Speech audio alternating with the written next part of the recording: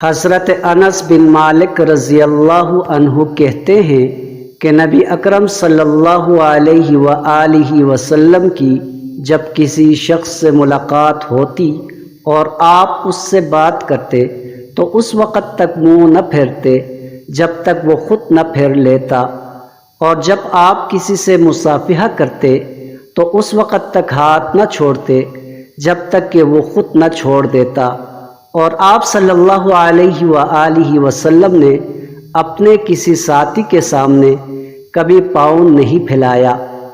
حضرت عبداللہ ابن عباس رضی اللہ عنہ کہتے ہیں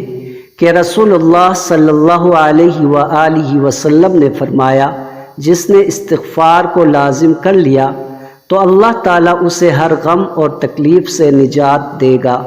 اور ہر تنگی سے نکلنے کا راستہ پیدا فرما دے گا، اسے ایسی جگہ سے رزق عطا فرمائے گا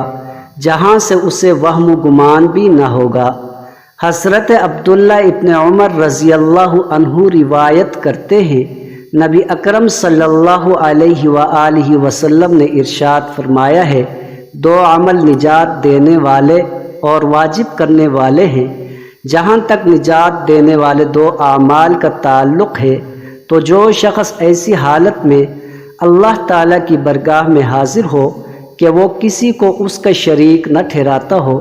اس کے لیے جنت واجب ہو جائے گی، اور جو شخص ایسی حالت میں اللہ تعالیٰ کی بارگاہ میں حاضر ہو کہ وہ کسی کو اس کا شریک ٹھہراتا ہو